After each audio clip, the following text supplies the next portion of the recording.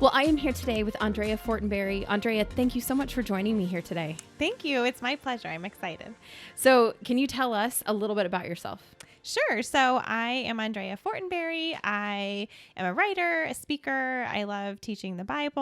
I have a podcast called The Perfectionist Guide to Mothering. And then I also work for MOPS International, where I help to equip and train leaders of local groups. Yes. I met Andrea a little while ago at a women's conference, and she was speaking there on motherhood. You seem to be the expert go-to. I don't know that I would say that. How about experienced? Hey, that's a good word. That's a good word. So you have children. And I do. Okay. We had like 2 milestone birthdays in our house. So our daughter turned 13. So now I'm the mom of a teenager, which is kind of crazy. And then our son is 10. Okay. Yeah. All right. Very cool. So when we first met for coffee, we talked about how I'm kind of like in that younger, side of mothering. And then you are moving into that teen age. Yes. And you were encouraging to me like, hey, you'll make it. Yes. You will survive. Yes. And each season has its blessings and burdens and different challenges and trials. So the important thing is to just enjoy the season we're in, whatever that looks like. So you do have your podcast.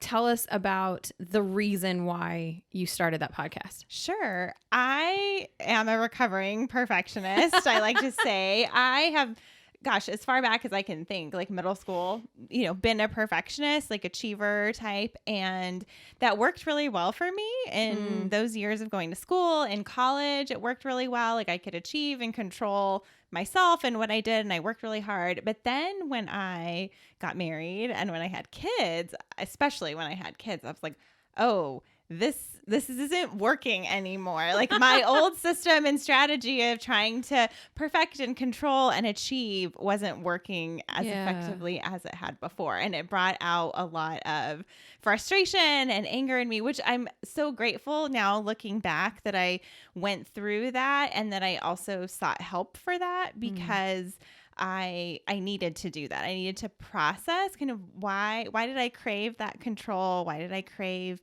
perfection? And I walked through it with a biblical counselor, and it was just so helpful and meaningful. So I want to help other women experience freedom from that pressure that we put on ourselves to try to be perfect. Yeah, I'm far from a perfectionist. My friends will be like, perfectionist is not Courtney's middle name, but I am an achiever. Okay. And I know that sometimes that's a struggle when you become a mom. Right. Or even when you get married, because then you have someone else's priorities to think about, someone else's time, where I felt like when I was single, it was like, okay, what am I achieving today? Right. What am I achieving this month? Man, I can get so much done in a day. Right. And then you realize that, especially once you have kids, your days are very rarely are they, hey, I can do whatever I want. I can get as much done because it's going to be interrupted. Yes. Or even when you have as a mom, like 2 or 3 things on your to-do list that you want to do, some days you get to none of it because there's interruptions or just unexpected things that come up. So for me, when that happened, it was not good. It was not good. And I just thought, you know what? I don't want my kids to have memories of me being this angry, controlling, not fun to be around mom. And so that's really what inspired me to go get some help and unpack and process those things. Yeah. Well, I mean, we're a big fan of counseling, therapy, Right. really finding those people that can look inside of you in a different way and help you to kind of put things in order or look at things with a different perspective. I think that's really good. Now, when we look at perfectionism, let's talk to those that are perfectionists.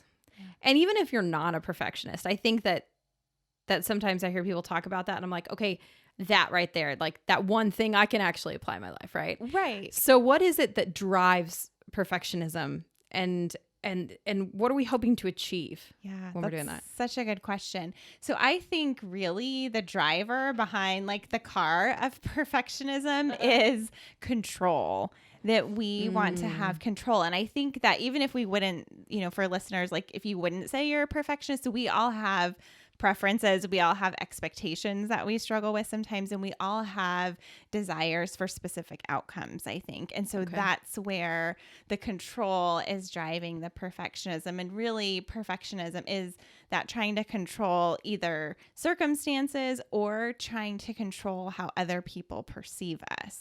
Oh, that's a hard one. Yeah. Because we want people, especially in our role as a wife or as in our workplace or with our kids, like we want people to look at us and think like, wow, she's doing an amazing job. She's an amazing person. Mm-hmm. But in some of these roles, in some of the seasons, like we don't get that. And so it's really hard, and we struggle with that control, and we do things to try to achieve these specific outcomes that we want. Yeah. And I think if you're really looking to see what other people are thinking of you, if the external perspective is super important for you as a mother, you're certainly not getting that from your kids. Right. That is way too much to put on them. Yeah.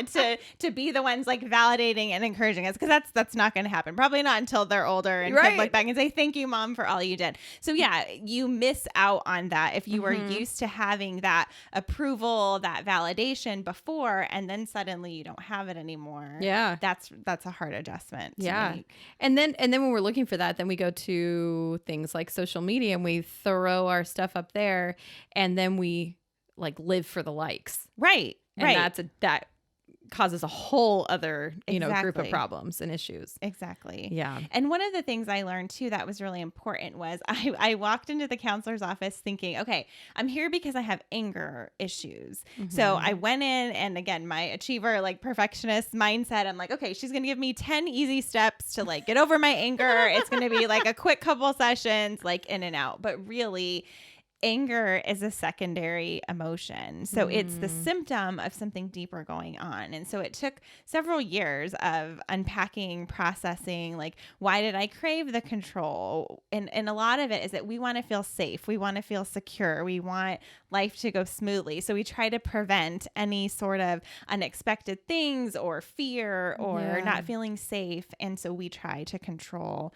to not have those scary, uneasy feelings. I don't like to hear that. I feel like you're preaching to me. Right. And that's why I said, I think on some level, all of us struggle with a little bit of perfectionism, maybe for different reasons, but we all do sometimes, I think, struggle with certain aspects of it. Yeah. That makes so much sense. Even that idea of, it's a process to unpack, like you said, but that there's always a deeper like reason for it. Right. It's not usually, well, I just like things to be perfect. Right. But why? Exactly. Why and that's a much harder process to have to work through. Yes. Yeah. It's not fun for sure, but it is really necessary and helpful to understand, why do I do these things? And then, do I want to continue doing them, or is there a better way? Yeah. Okay. So there's not 10 easy steps to becoming, unfortunately, like not being angry, or 10 easy steps to being the best mom ever. Unfortunately, no. I feel like my kids do give me validation. Sometimes, usually the one giving me validation is trying to be really good because their brother is in trouble. Yes, that totally happens. I love you, Mommy, so much. I'm like, are you really just trying to, you're just trying to make sure that halo shines a little They totally do that. Yes. Well, I think probably the worst thing you could say to someone who's dealing with perfection is, dude, just chill. Yeah. Like, you just need to learn to relax. And I know that for my friends that are, this is something that they deal with. They're like, please never, ever say that to me. Or if their husbands say it to them, they're like, yeah, that's immediate doghouse material right there. Right. So even though there's not a top 10 list. Sure. Okay. Could you give us, in your experience, which, you said at the beginning, not an expert, your experience, give us 3 ways we can fight against those perfectionist tendencies? Sure. So I think the first one is to analyze your triggers. So what is it in that moment when you're angry, when something's not going your way? Take a pause and think about what's going on behind the scenes. Like, what's the root cause? And so for me, a couple of triggers that I have are, when my kids wouldn't listen, like we're trying to get out the door, I'm like, put your shoes on, and I have to say that 10 times. And then finally I like explode, like, put your shoes on. And for me, I realized that like their disobedience was making me feel disrespected. Yeah. And then I was able to address that of like, okay, they're little kids. They're not always going to respect me or obey me. So that's okay. But I just realizing like, I want to be respected, like people to care about me. And so realizing, okay, I'm not going to put that on my kids. I'm going to own this. I'm going to let God, love me in this way and seek him for that validation rather than trying to seek that from other people. So I think analyzing the triggers, and that really takes us to going back to go forward in a healthy way. Like I talked about earlier, just kind of unpacking, unprocessing some pain in your life that has happened that maybe makes you crave that security or that achievement or approval or whatever that is, just analyzing those things. Okay. Yeah. So number one is analyze your triggers. Yeah. Okay. And then do you have two more? I do. Okay. So the second thing, second thing would be not to compare yourself to anybody else. And this is super hard because we just naturally do it. Yeah. Whether it's like our friend group that we're hanging out with or women we see online, but it's really important for us to not try to live someone else's life. Yeah. And even if it's people that we are walking closely with, to just acknowledge, you know what, they're making their choices for their family. Their kids are different than my kids. Their husband is different. Their job is different, whatever those circumstances are. And just realizing like it's good and it's okay to make different choices. It's good and okay for my friend to have these great strengths that I don't have. But that's a hard one. Yeah. But I have strengths that she doesn't have. And this took, I think we're always going to be a work in progress in this area, but I have an amazing friend that we met years ago when our sons were just babies, and they invited us to a birthday party, and I went over, and she is the most amazing, like, hostess, like, she's an amazing chef. Like, her parties are amazing. And I went and I enjoyed it. But then before we left, I thought, what am I going to do when we invite her to our house for a party? Like, it is nowhere on this level. Like, what is she going to think of me? Yeah. And so I really kind of struggled with that. But then as we maintained our friendship and like the years went on, I just realized, you know what? I am going to celebrate her. I appreciate these strengths in her. Like, she went to culinary art school. She went to interior design school. And it helped me understand, this is who she is. Yeah. Even if my party skills like aren't on the level of hers, that's okay. And it's good. I'm going to celebrate her. She cheers me on in different things that I do that are different from what she does. So it just takes so much pressure off when we celebrate others and then also own and celebrate our own strengths as well. That's so funny because I feel like when you have friends come over, right? There's always those things that you don't want them to see. But the true friends are the ones that you're like, well, you've seen everything like bad. So here's all of the bad things. Here's all of the good things. And you're still my friend. So thank you very much. Absolutely. Absolutely. And I think when we are real and can be our most authentic selves, whether it's in a strength or a weakness that we have, or inviting our friends over when we haven't cleaned our house, like it just creates more connection with people. It really does. In fact, Andrea came in today and we're doing a kitchen renovation. And so like every surface is covered with something from our kitchen. Yep. And I'm like, well, welcome into our life. I love it. And I have totally been on the other end of that, like having the renovation. And I enjoy it. It makes people feel comfortable, right? Like to know like, I don't have to, try to not touch anything, or your house is so perfect. Like, it's just comfortable because this is real life. Yeah. Yeah. The other thing that came to mind was the story of Jacob and Esau. And in the Bible where they're dueling brothers, right? And one is jealous of the other one and of what he has. And there's, things not so great result in that. But Right. At the end of that story, but I think you see, okay, now let's go back and ask why it was such a big deal. Why were you so jealous of your brother? So Right. like it goes right back to these two perspectives that you're talking about, go back and figure out what your triggers are before you take big steps. Right. Right. Figure out where that feeling is coming from. And then go back to like, we're not in competition. Right. We are supporting each other's. We're not competitors. We're supporters of one another. Right. Yeah. And I think the comparison thing also applies to ourselves. Like I remember being so frustrated in those early years of motherhood because I couldn't keep up with who I was before I became a mom. Like you were saying, like, oh yeah, I worked, I was able to, keep our house tidy, and certain things I was able to do that I wasn't able to do because I was caring for these little people in my life. And I felt this disconnect or just this disappointment of, wow, like who am I now? Like I'm a different person. And I think it's kind of a combination of both. Like we're still the same person, but we're in a different season. So we're not able to live the way we were in a different season. And I think we put a lot of that pressure on ourselves to achieve, to execute all of these things, but the seasons change, so we're not able to do that. So let's stop comparing ourselves to who we were in a different season because life is different now. That sparks another question, but I'm going to let you get to number 3 before I ask that question so we don't get too off topic. Okay. I think number 3 would be for us to adjust our expectations. That was it. That's what my question was going to be about. So yes, adjusting expectations. And I think so often we go in with perfection as our expectation, like way up here, like super high bar, right? But because that's what we're told. Right. Like set your expectations high. We want the A+, right? Yes. And we want the A+.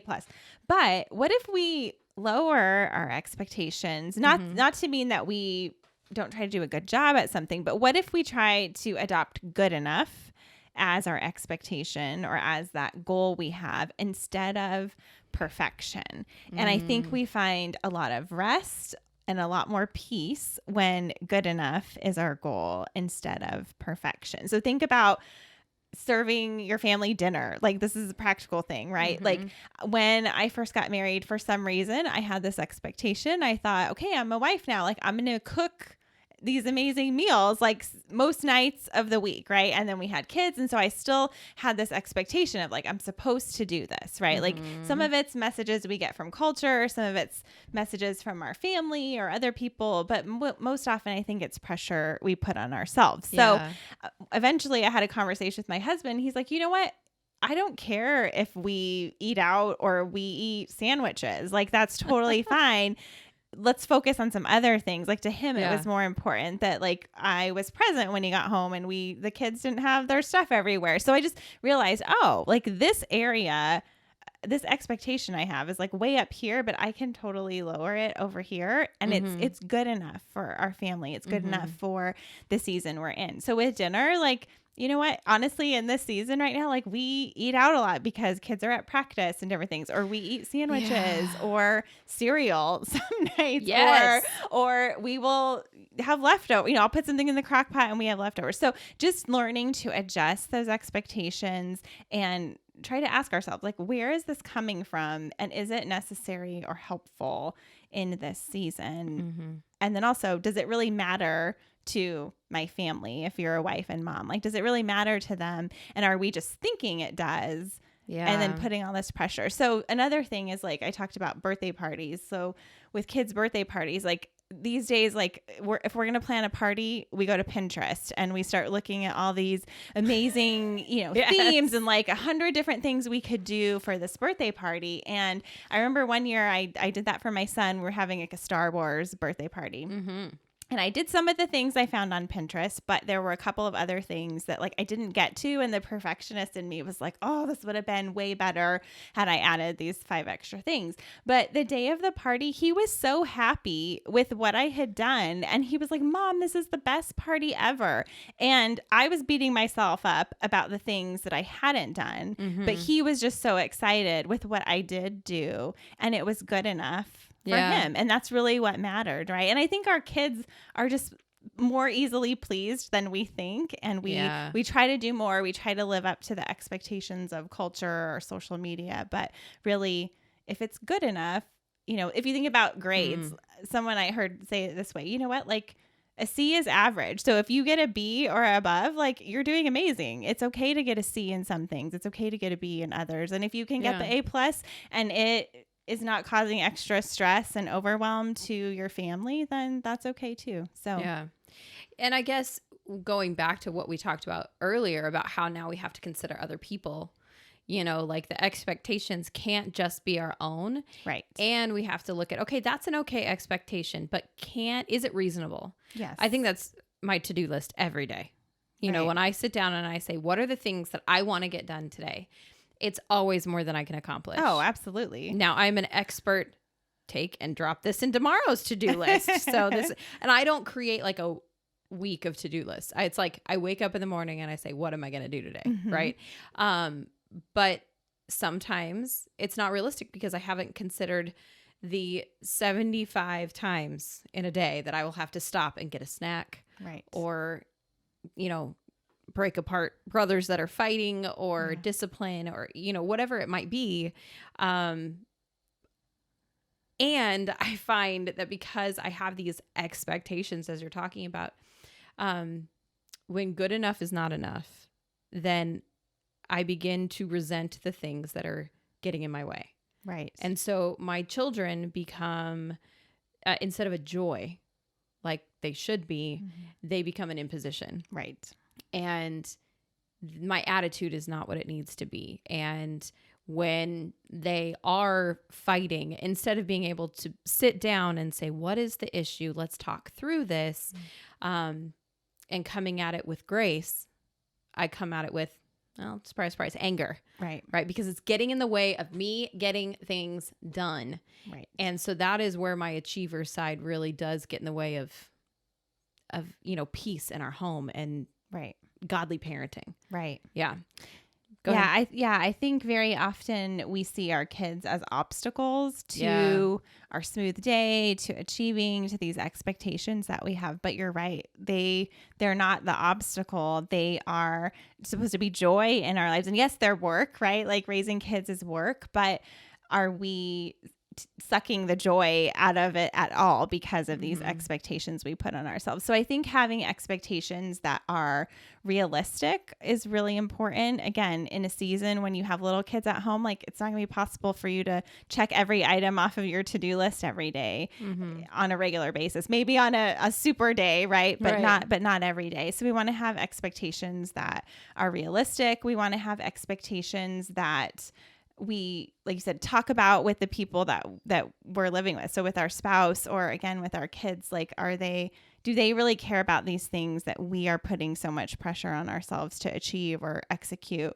They may not matter to them at all. We can take the pressure off of ourselves. Well, and I love that even talking about your spouse, talking with the people that you live with, if you're single and you have roommates, because sometimes I think some of the frustration comes from you have these expectations and you assume that everyone in the house has the same expectations and you assume that they know what your expectations are. Right. And therefore, when they haven't met them, now they're being offensive to you.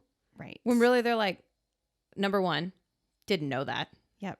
Number two, why does that matter? That probably has frustrated me more than anything since I got married. Because my husband will say, well, who cares if that's clean? And I'm like, I do, don't you?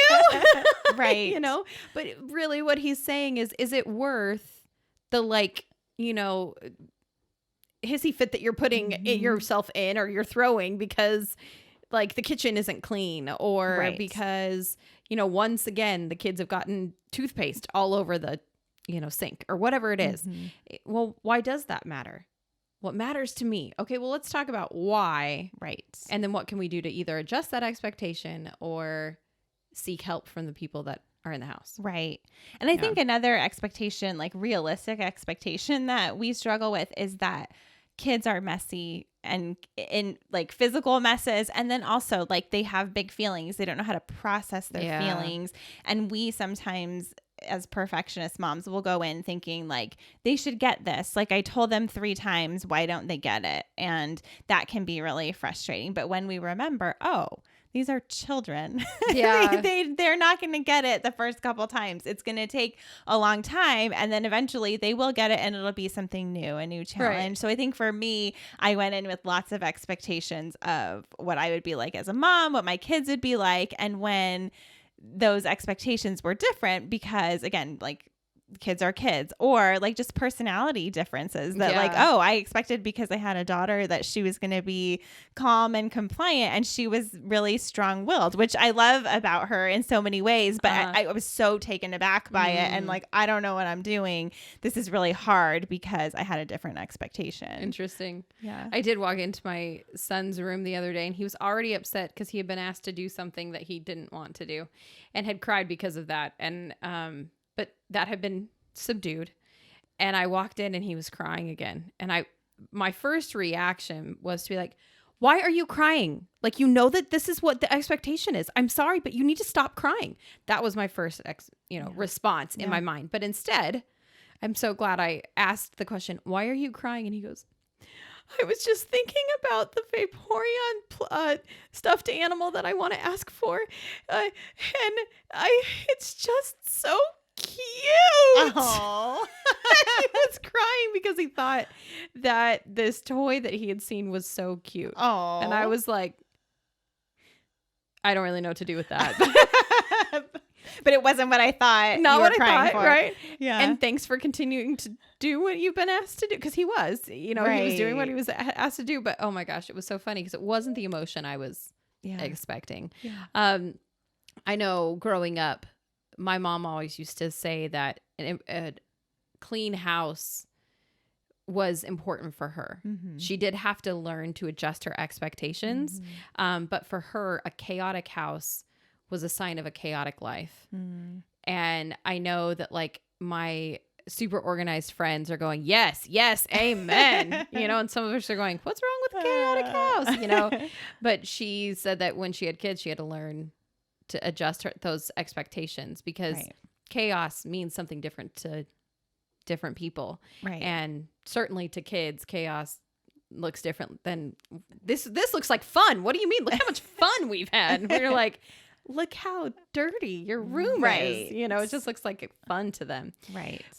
So we as women, whether we are a wife, a mom, I think it's really like a female thing. Mm-hmm. But one of the things that we struggle with is finding our value in other things. So maybe we are a career woman and we find our value in the career we've worked so hard to achieve, or we're a wife and we find our value in our marriage or in our parenting, whatever it is. How can we, and I would assume that like some of that has to do with like that perfectionist. One of the reasons we want to control it is because this is who I am. Right. I am a mom. I am a teacher, so therefore I must control this to make sure that I am the best. Fill in the blank. Yeah. Fill in the blank. What are your thoughts on this? Yeah, I think we sometimes do place our value on these things that might give us some temporary satisfaction, or like a little jolt of, okay, I feel important. I feel valued. I feel like other people see me as professional, polished, whatever those desires that we have. But that's a very faulty place. It's not a stable place for us to find our value. And so it really goes back to recognizing that we are created in God's image and that He loves us regardless of what we accomplish or achieve or who pats us on the back. And so when we take a step back and realize that our worth is not found in what we do, but who we are, that just can take the pressure off. And sure, like it does feel good to receive approval or accolades or those sorts of things, but we have to have it's a real tension that we walk between relying on our own, actions, controlling confidence, and then having like a false humility, right? So we want to have this tension of like having confidence in who God made us to be and finding our value in him alone, because any of those other roles that we have, they could change, right? Like instantly. And what do we do? Who are we then if we are not in that role? So say we stop working, or we become empty nesters and our kids go off and are launched into the world. Like, we still have value because of who we are, even if we're not mothering in the same way we had in a previous season, or our job is different. So we have to be careful, and we have to know that we are loved beyond measure. We have to realize that God has given us gifts to bring to the world, and that's where our value's found. So we don't need to try to prove it. Yeah. And I think social media tries to make us prove it, right? Like, we want to know, we want to have all these followers, and we want people to listen to what we have to say and all of these things, which again, there's this tension, because if we're doing it for the right reasons, or God has given us experiences to share, like, yes, we want to do that and be obedient in that, but we don't want to find our value in it. Yeah. And it's always good to have like those outside perspectives if you think that this is something that you struggle with. I didn't even know it was something that I struggled with as far as finding my value in these things. But recently I made a change in career, and it was really hard. I wasn't even sure that it was right. And I asked a couple of my friends to go with me and to dinner. And I said, here's my thought. And they were on both sides of the spectrum. As far as like their jobs, like, and so I was kind of like moving out of one of their worlds into the other person's world. And so I knew I would get a really good rounded expectation. And both of them looked at me and said, I think the reason this is hard is because a part of who you are is so attached to that career that removing yourself from it feels like taking apart a piece of you, like taking away a part of your identity. Right. And I was like, ooh. And so I think when we are something for so long, it becomes a part of who we are. Right. Right. And so then the challenge is when it's taken away, what do we do? Or when someone challenges that, right, what do we do? Right. Yeah. Yeah, I think we have to remember that, again, our value is not in what we do. And yes, what we do is a part of who we are. It's like this strange kind of cycle, or like backwards thing to think about sometimes. So yes, those experiences make us who we are. They shape who we are, how we see the world. But at the core of it, even if we didn't have those things, we're still loved, we're still worthy, we're still valuable, and we bring beauty to the world. So we just have to remember, like, yes, we're to live out these roles and execute specific roles and tasks, and that has value, but it is not why we are valuable in and of itself. Yeah. Yeah. If that makes sense. I want to talk to moms real quick. And I want to talk specifically about motherhood. It's one of the hardest things. It's one of the most thankless jobs on the face of the planet. It's a job that we all look back on because we all had a mom, to see either a good example, a not so good example, whatever it might be. Motherhood is hard. So why is motherhood so important? And why is it something that should be celebrated both by us as moms? We should celebrate the fact that we're as moms. Right. And then for those of us that are children, to celebrate the other moms in our life. Right. I have heard so many times these phrases from moms, like, I'm just a mom. I'm just a stay-at-home mom. I just take care of my kids. We always add that just, and we make it seem insignificant. But if you think about it, mothers are like some of the most influential people on the planet in so many ways, because every ounce of love and time and energy that you give your kids, it pays dividends going forward into the future. So even if it's something simple, like we teach our kids how to tie their shoes or whatever, that builds skills in them that they carry with them. That builds confidence in who they are. That prepares them for the future. Mm-hmm. So everything that we do is influential because our kids are going to go out into the world and make an impact as well. So as we love and serve them, we're helping to raise this next generation behind us. So there is such value. And because I work for MOPS, we talk a lot about the impact of a mom and the influence of a mom. And the demographic of moms is like one of the biggest demographics that marketing companies reach out to, because moms make so many decisions, financial decisions on behalf of their family. Like what brand of diapers you buy, where you send your kid to preschool, what TV shows you allow your family to watch, what devices you have in your home, all of these things. So moms are marketed to so much because we have big impact. We are the ones that make so many decisions for our family. And so I think thinking about that fact is like, oh, wow, like that's true, because I pick what we're going to eat for dinner or where the kids go to summer camp, right? Like all of these decisions that, yes, sometimes you do make with your spouse, but you as the mom, I think, lead the way in a lot of these decisions. So I think that's just like a small little hint of the impact and the value of a mom. I think each generation has its different beliefs or struggles with motherhood. Like I remember my mom's generation, they were encouraged to work. You know, you sent your kids to daycare and you didn't stay home and you worked, and that's what moms were doing. So that's what I think my mom felt pressure to do, but she really wanted to be at home. And then I feel like now in our generation, like stay-at-home moms, like it is more prevalent now to be a stay-at-home mom, or you know, whatever combination. Now there's work from home moms, and you can work part-time, or you know, remote work, or work in the office. Whatever decision you choose, there's value in that, because you are still loving your kids, you're raising them, you're taking care of them.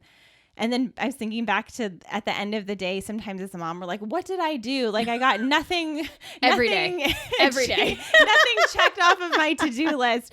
And I have learned, like, when we take a step back and think about all we did do instead of what we didn't do, like we really see the value and impact that we made. Like we got our kids up, we got them dressed, they had clean clothes to wear, they had meals to eat in our house. Like we prayed at dinner time, we helped with homework, we took them to practice. Like just those things is like a huge, impactful, influential list of things that we did. And too often we minimize the significance of that. And I think sometimes it's the mundane too, right? Like this is what we do every day, all the time.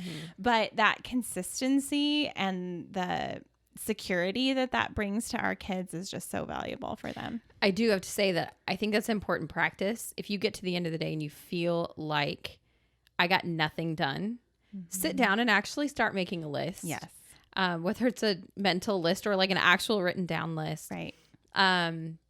Because I think it validates what you're doing in your day. Right. And it continues to give you that purpose behind why you're doing what you're doing as a mother. You know, it doesn't matter if you're a working mom or if you're a stay-at-home mom, right? What you did with your day is important for you to know that I did this part of, you know, taking care of myself. I did this part of like work. If you have any type of thing, that work, if you're a stay-at-home mom, might be, you know, the housework or whatever. I did this much mothering. Right. I did this much cooking. Like, you know, like there's so many things that we do during the day. And if we don't know, it can feel like a wasted day. Right. And really, when you look back, you're like, oh, I actually did a lot of good things. Exactly. Yeah. And two things that have helped me in this area as well is to know that our to-do list is never going to be finished. Like there's always stuff that's going to be on the list. You just made someone's heart drop. I wish I could tell you You're like, that. No. But I feel like every time I check something or two off of my list, like there's other things that get added. So to me, it helps to know, okay, like I don't need to try to check everything off before I rest or enjoy my life, because that's never, if I do that, I'm never going to rest or find joy or enjoy this life that I have. Just to know, okay, life is full of to-dos, and that helps me to take the pressure off. And there you are, adjusting your expectations again. Exactly. Yeah, that makes a lot of sense. Yeah. Now, you work for MOPS. Yes. Which is an abbreviation for Mothers of Preschoolers. Yep. And when we're talking, like, one of the things that MOPS offers is community for moms. You guys have MOPS meetings like all over the nation, right? And all over the world. We're in 72 countries, actually. Oh my gosh. So wow, that's it's awesome. a global organization. So you guys are providing community, and obviously here at the Journey of Ruth podcast, discipleship, community is so important. We're all busy. Right. And no, there's no time in the calendar if you look at it. Probably you're looking at going, I don't have a day or whatever. Right. Why is finding community like MOPS so important for us as women? We need relationships. Like, we were wired for connection and community. And I think over the years, as technology has developed, we as moms are more isolated than ever before. Like, it used to be, if you think like years and years back, like women had to go out to the river and like wash their clothes together, right? So like they're out there together. Everyone's kids are running around. And you're helping each other. You see each other on a consistent basis. But with you walked your kids to school together or whatever. Right. Mm-hmm. Yeah. You were just living life together. And also I think that was generations where like you sent your kids out until it was dark and you were doing things with your community, and they were together. The kids had community, you had community. But as we have developed into, okay, like now we have a washing machine, so we don't have to go down to the river to wash our clothes together anymore. Or now I think post-COVID, like pandemic, like we don't even have to leave our house to get groceries, to watch for our entertainment. We can work out at home. Like, we can literally do everything from home. So it's super easy to fill up our time and then just isolate ourselves. And sometimes it's easier. Like, yes, getting grocery delivery like makes life easier, but we also miss out on human interaction, even if it's just with strangers when we're out at the grocery store. So we miss out on that. And then I think it's something that we have to prioritize, that community again, like sort of with the to-do list, like just realizing that's never going to be done, but also realizing that we have to make time for these important things. If we just have this good intention of, oh, someday or at some point I'll find some mom friends, like, no, we have to make the time for it. Yeah.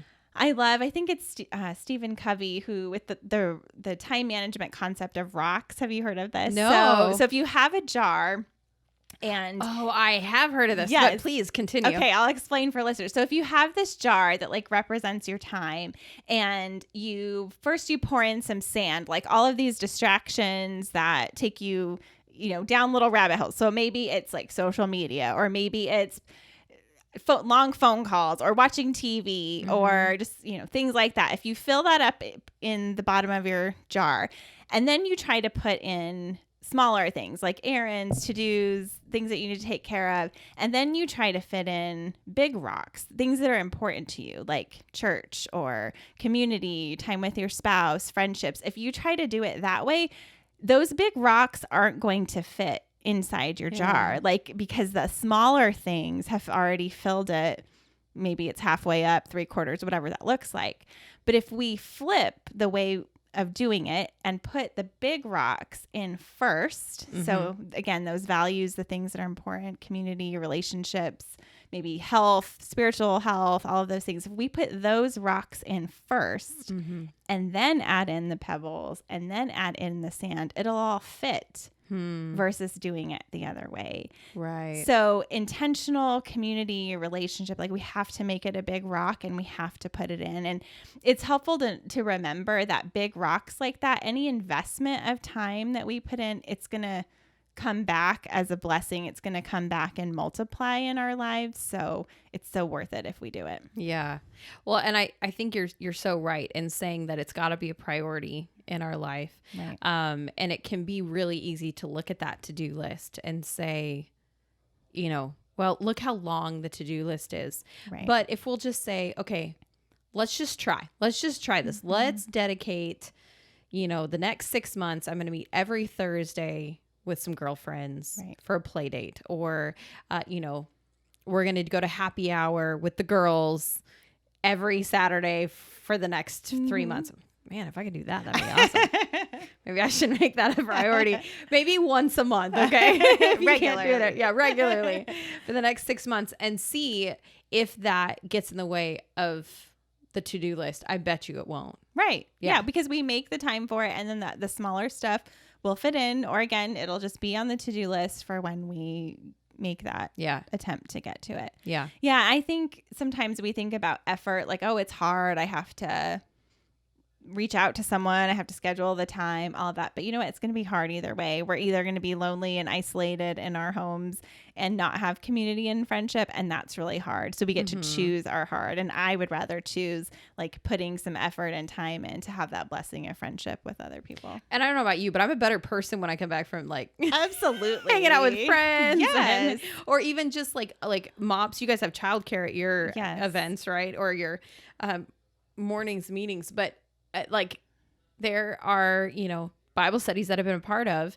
And I'm like, it's a great time. I know my kids are being taken care of and I am learning something and I am being fed in that way where we give as a mom. And this is a time in which I am being fed as well. And and then I'm a better mom on the other side. So that time actually fed me and that prepared me for and gave me energy to now go and do all the other things that need to be done. Right. And as a mom, we're so often pouring out, right? Like pouring out to the kids, to our spouse, to our home, all these things. But if we're not being filled, we're not going to have anything to pour out. So we have to invest in ourselves. Super important. Awesome.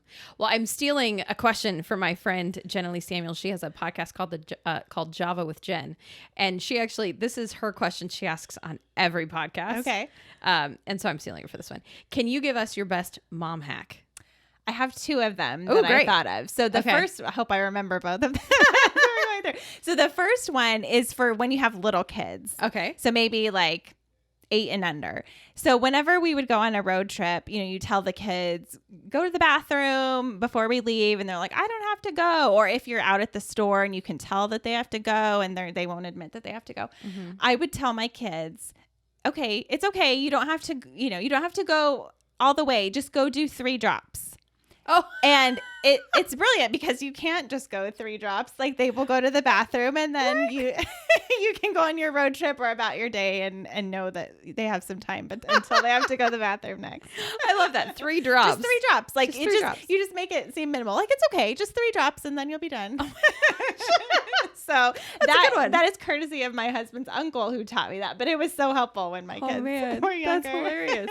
All right. So you've got that one. Yeah. And then the other one is when your kids are a little older to teach them to do their own laundry. So my kids have been doing their own laundry for probably like 2-ish, 3-ish years now. And it's wonderful. I remember my daughter one time got upset because she didn't have a certain t-shirt washed. So I thought, you know what?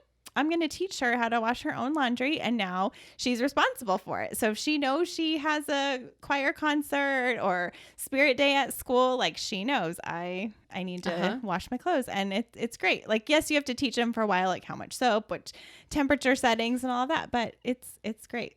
I have to tell you that it's funny that that's one of your hacks because so my oldest is 7. Okay. And of course, in me, it says, "Oh no, he's too young. Like he can't do his own laundry." Yeah. So I did all the laundry, and I was falling behind on the laundry. So my husband said, "Tell you what, you take care of your laundry and Carter's laundry, our youngest, okay, and then I'll take care of my laundry and Jackson's laundry." And I'm like, "Great," and because he's never done the laundry, he's afraid he's going to shrink something that I gotcha, have, which makes sense. So he's like, so we'll split it this one. I'm like, great. 3 weeks later, he had taught Jackson how to do his own laundry. Wow. Wash it, dry it. The only thing we do is put the soap in because our soap's really high. Okay. We don't want him climbing on things to do that. So we do put the soap in, but he knows what buttons to push. He can switch it. He folds it. I'm like, yeah, it's such a good skill to teach them. So you said you would take your laundry. What you meant was, I'm going to make our son do his own, and then all I have to do is mine. He's like, yeah. But, I mean, the truth is, had he taken our youngest and I had taken our oldest still would not know how to do his laundry. Yeah. So, and now I know that if he went to college tomorrow, at least he can do his laundry. Exactly. See, it's a life skill they need. It teaches them responsibility. And again, it takes the blame off of like, Mom, you didn't wash my whatever. You didn't fold my whatever. It's like, that's your job. It's your responsibility. Yeah. So that's one way that, we run things in our household. So teach kids how to do their laundry. Yes. That makes a lot of sense. Yes. Well, we already talked about community. Who is it in your life that has helped you along in your journey? This is so hard because I can think of so many people. And again, back to seasons. Like I think of in different seasons, different people, but constants are, my husband, my mom, and then I have a group of friends that we have traveled with over these years. We were part of something that MOPS had put out when I was a member a couple of years ago. It's called a Brave Collective. So it was this invitation to invite women to a dinner party, and you would meet once a month and you would pick a brave thing to work on in that calendar year. So me and 3 friends have met for the past couple of years in this little Brave Collective, and it's just been really special to walk through different seasons of parenting and life together. Yeah, it is. There's something special about meeting regularly with people that are in the same place in life as you, because I think you see, okay, number one, like, I'm not crazy. Right. Number two, the fact that my son did that or said that doesn't mean he's like gonna become a serial killer or something. Right. It normalizes some of these things that we think are yeah, super big deal. Yeah. Also, you can like laugh because you're like, dude, I get it. I've so been there, you know, and or marriage. I met with another lady who has an entrepreneurial husband like I do, and the joke was always like, so what's your husband's latest idea? Yeah. Because it was like they were constantly changing, and you as a wife have to know how to support that. And so to see how she was supporting her husband encouraged me to know how I can support my husband. And, it's so important to have that community. So absolutely. Awesome. Well, how can we find information on you, get a hold of you on your podcast or anything like that? Yeah. So my podcast, The Perfectionist Guide to Mothering, is available wherever you listen to podcasts. And then I'm at Andrea Fortenberry on Instagram. That's the primary place I like to hang out online. And then I have a website, andreafortenberry.com. Awesome. Well, thank you so much for joining us today, for allowing us to see that we can let go of our perfectionism, maybe narrow down those expectations a little bit, especially as we're stepping into the new year and probably creating a whole big to-do list for the year, to really think about our expectations and not put too much stress on making sure that our life is perfect. So thank you for your wisdom you shared today. Thank you. It's been fun.